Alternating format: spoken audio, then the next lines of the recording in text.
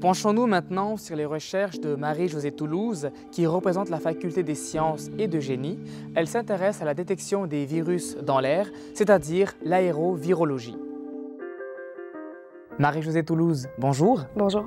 Vous représentez la Faculté des sciences et de génie, et plus précisément le département de biochimie, de microbiologie et de bioinformatique. Vous vous intéressez à la présence de virus dans l'air. Qu'est-ce qui a fait que vous, en partant comme chercheur, vous vous êtes intéressé à ce domaine-là?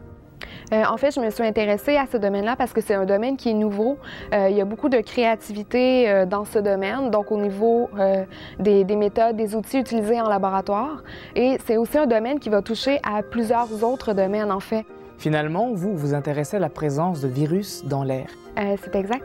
Donc, je m'intéresse à, en fait, une méthode de détection des virus qui sont transmis par voie aérienne parce qu'il y a de nombreux virus, comme par exemple les virus influenza, qui vont se propager dans l'air. Ils peuvent se propager sur de très longues distances et rester en suspension très longtemps dans l'air. Donc, il est d'intérêt de développer une méthode de détection qui va être générique pour ces virus. Quand vous dites une méthode de détection générique, ça veut dire quoi? Actuellement, on est capable juste de détecter 1, 2, puis vous voudriez en prendre plus?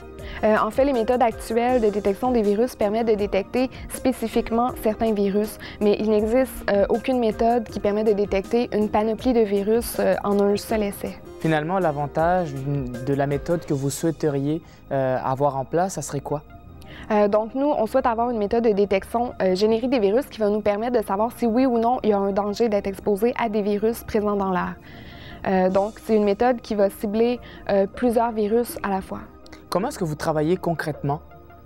Ce qu'on fait en laboratoire, en fait, c'est qu'on aérosolise des virus. Donc, on envoie des virus dans l'air dans une chambre qui est fermée.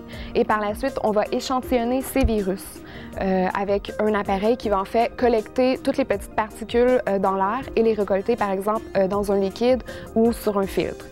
Par la suite, on va faire un essai enzymatique afin de voir si l'enzyme que l'on étudie sur le virus va avoir été endommagée et voir aussi l'effet sur l'effectivité du virus. L'avantage de s'assurer que l'enzyme n'a pas été endommagée serait quoi? En fait, l'enzyme présente sur le virus qu'on appelle l'anuramidase, c'est notre marqueur pour détecter la présence des nombreux virus dans l'air.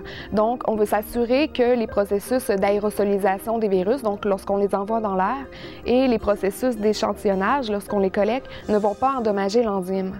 Comment se répandent les virus dans l'air et comment vous faites pour reproduire ça en laboratoire?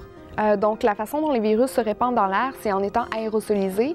Il y a deux façons d'aérosoliser des virus. Donc, de façon primaire, lorsque un humain ou un animal infecté va respirer, tousser ou éternuer. Et il y a aussi de façon secondaire, lorsqu'une surface ou un liquide contaminé va être perturbé, soit par une force physique ou par un flot d'air. En laboratoire, on utilise un appareil dans lequel on met une solution contenant les virus et cet appareil va aérosoliser le virus dans l'air. Il y a une enzyme spécifique qui est importante dans votre travail. Pourriez-vous nous en parler un peu? Il y a une enzyme qui est à la base de mon projet, c'est l'enzyme neuraminidase. Cette enzyme est présente à la surface de nombreux virus qui causent des infections respiratoires, à la surface de cellules de mammifères et à la surface des bactéries. Donc, dans mon projet, j'utilise un substrat qui est reconnu spécifiquement par la neuraminidase des virus. Donc, elle ne sera pas reconnue par les autres types de neuraminidase. Si vous aviez trouvé une bonne méthode, parce que finalement vous ne développez pas un échantillonneur, vous les testez, à quoi ça servirait? En fait, nous voulons déterminer quel est l'échantillonneur qui va être le plus efficace pour récolter les virus, parce qu'actuellement, les échantillonneurs ont surtout été utilisés pour collecter des bactéries et des moisissures, mais leur effet sur les virus est encore peu connu. Donc, nous voulons choisir le meilleur échantillonneur pour préserver l'intégrité de l'enzyme. Et par la suite, avec l'échantillon, nous avons développé et nous sommes en train de valider l'essai enzymatique qui permet la détection des virus. Au niveau de la méthodologie, comment travaillez-vous? Donc, au niveau de la méthodologie, je vais échantillonner des virus dans l'air et par la suite, j'utilise mon échantillon pour faire un essai enzymatique. Au niveau de l'essai enzymatique, j'utilise un substrat qui est reconnu spécifiquement par les neuraminidase des virus. Donc, ce qui se passe dans la réaction enzymatique, c'est que l'enzyme va hydrolyser le substrat, donc elle va le couper et il y a une partie du substrat qui va être libérée et cette partie-là émet de la fluorescence que par la suite, on peut détecter.